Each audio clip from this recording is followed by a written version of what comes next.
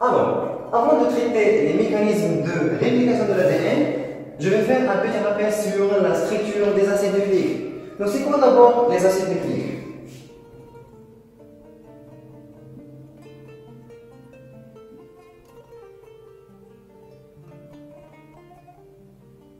Donc, les acides nucléiques, ce sont des macromolécules.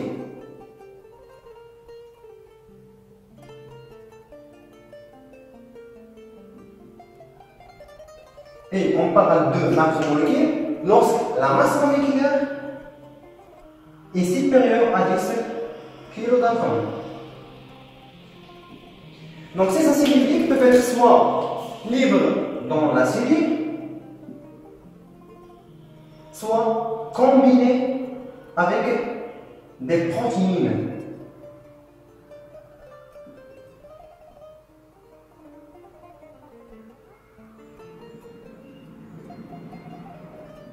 Pour former des nucléoprotéines.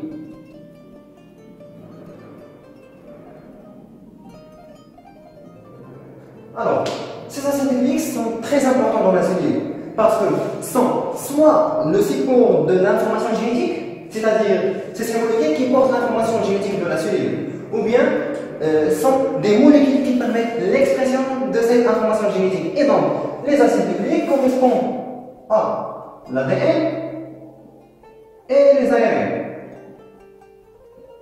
Le ADN c'est pour acide désoxyribonucléique et ARN c'est pour acide ribonucléique. Donc on a le mot nucléique, c'est-à-dire quoi? C'est-à-dire que les ADN et les ARN ce sont des polymères de nucléotides. Donc ce sont des polymères de nucléotides. C'est-à-dire les unités de base des ADN et des ARN, c'est les nucléotides. Et donc les ADN et les ARN, ce sont des polynucléotides. Donc polynucléotides, lorsque le nombre de nucléotides est supérieur à 50. Lorsque le nombre de nucléotides est inférieur à 50, on parle de oligonucléotides. Alors, ces nucléotides sont composés de 3 constituants.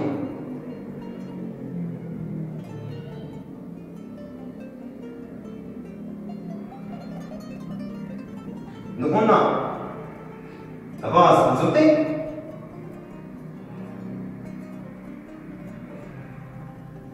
on a le pentose,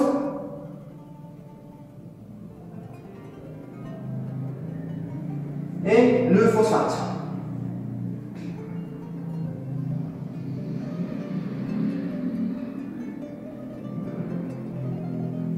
Alors, c'est quoi le motif de variation entre les nucléotides?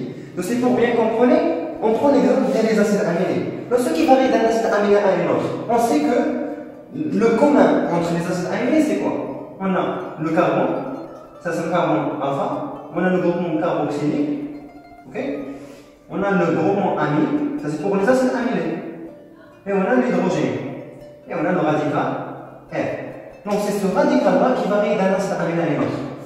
Bon, par exemple, le radical bien, qui va déterminer un acide aminé, c'est le R. Donc c'est celui-là qui varie d'un acide aminé et un autre. Par exemple, entre alanine et le cystine, ou bien entre l'alanine et le tryptophane, ou bien la proline, ou bien n'importe quel acide aminé.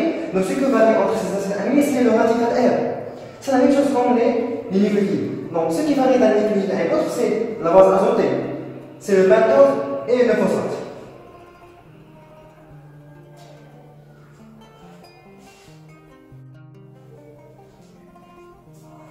Alors, concernant les bases azotées,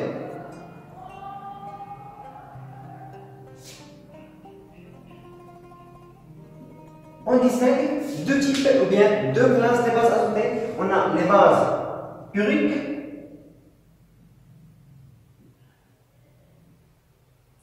Donc, le noyau, c'est la purine. Dans le noyau de la base, c'est la purine. Donc, il comporte deux cycles. Ok?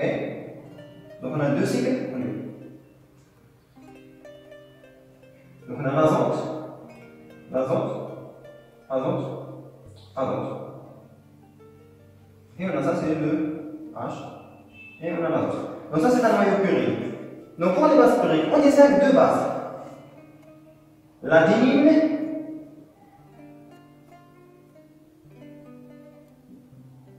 et la guanine. La guanine.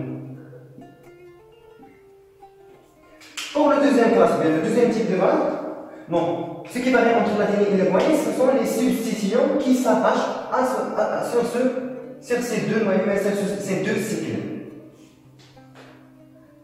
Et on a les bases pyrimidiques.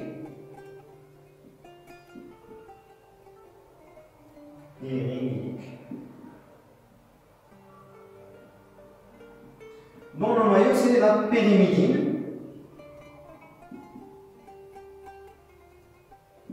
Donc c'est un noyau aromatique.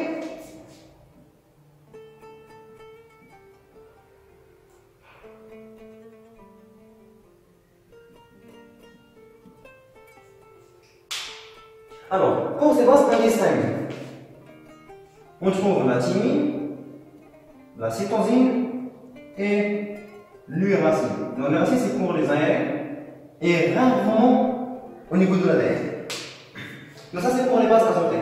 Alors, pour les pentoses. Pentose, c'est-à-dire c'est un sucre simple qui est formé de 5 à 32 carbones. On distingue le ribose,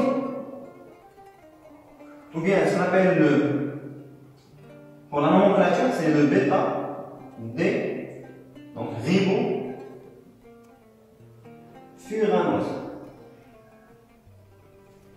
Ça, c'est pour les ARN. Et on a le désoxyribose.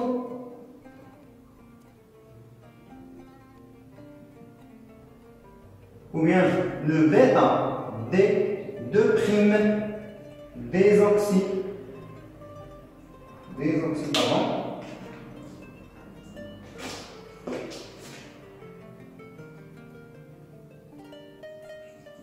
Ribofuranose.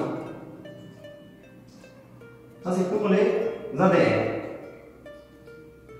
Alors, pourquoi désoxy? Parce qu'on a l'absence de l'oxygène à la position numéro 2. C'est-à-dire la différence entre le ribose et le désoxyribose, c'est au niveau du carbone numéro 2, tout simplement.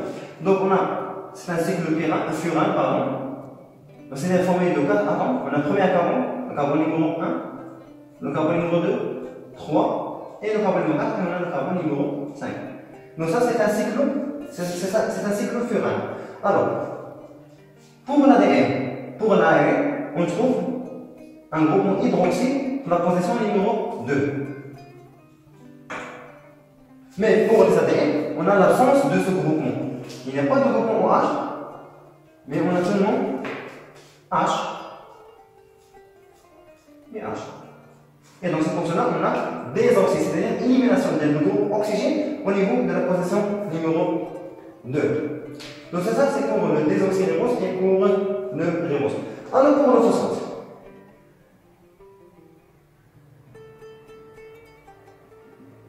Donc dans la suivi,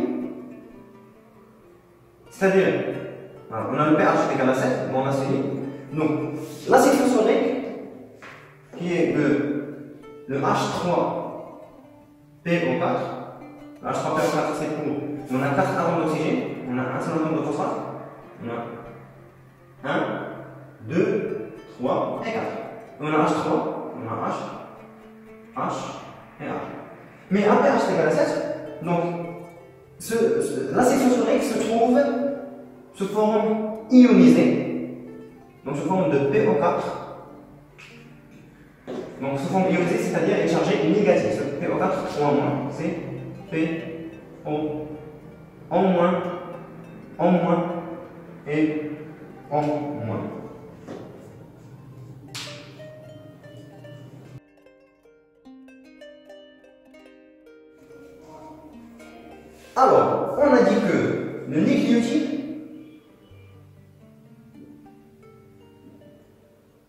il est formé de trois constituants.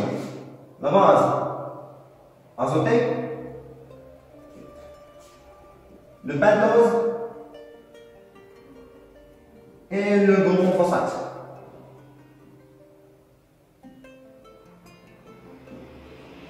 Donc si on élimine le phosphate, on obtient un nucléoside et pas nucléotide. Donc le nucléoside c'est quoi? C'est le nucléotide moins le phosphate. Donc c'est l'association unique entre la base azotée et le pentose. Donc on a le pentose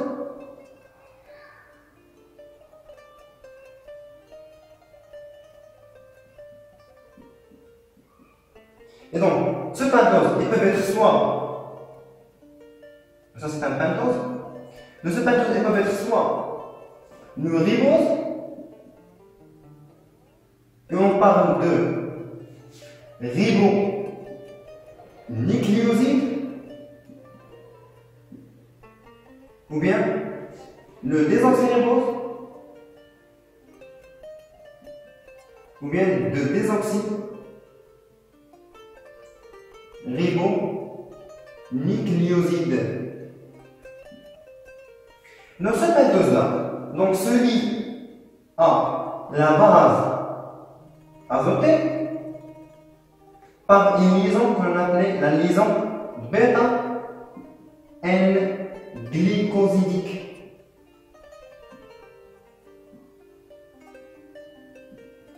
Donc N parce que ce bêta-N parce que se fait entre le carbone, c'est le carbone anomérique, le carbone, donc c'est la position bêta, et le N de l'azote, le groupe azote de la base azotée.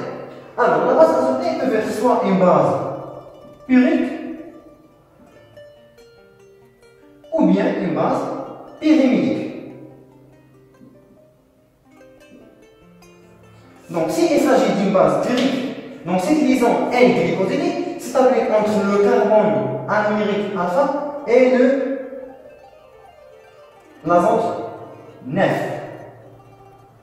Parce que on a dit que les bases puriques, le noyau de ces bases c'est la purine et le noyau, et la purine pardon, il est formé de deux cycles.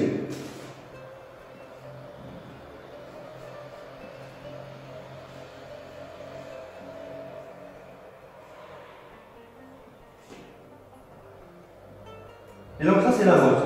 On a le H. Donc ça c'est le 1, 2, 3, 4, 5, 6, 7, 8 et le 9. Donc cette liaison, c'est la liaison hémosidique, c'est établie entre le C1 et le N9.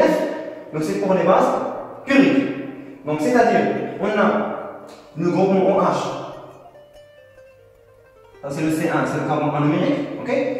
Le OH avec le N de la base purique, c'est le NH. Et donc cet H avec le OH va donner H2O, donc on a libération de la molécule H2O.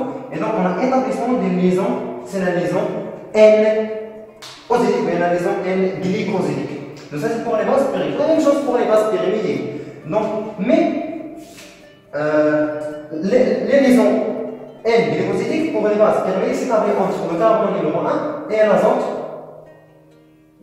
Entre le carbone numéro 1 et l'azote numéro 1. Ça c'est pour les bases pyrimidiques. C'est la même chose. Donc voilà, ça c'est pour le nucléoside. Alors, donc c'est ça le nucléoside. Donc c'est le nucléoside moins le phosphate. C'est-à-dire le nucléoside c'est l'association entre le pentose et la base azotée. Donc le pentose il peut être soit le ribose ou bien le désoxyribose. C'est-à-dire il peut être soit le ribose.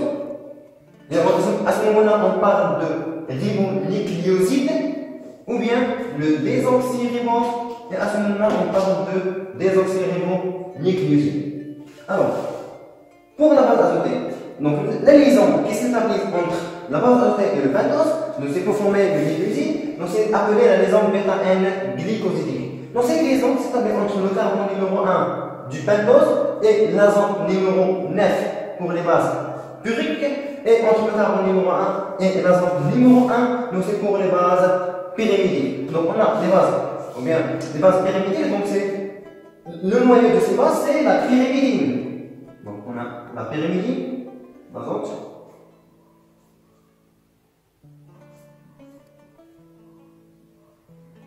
C'est ça le noyau, ça c'est le noyau pyrimidine. Et donc on a le carbone alpha, le carbone anumérique du ribose, et on a le OH, c'est le bêta, ok?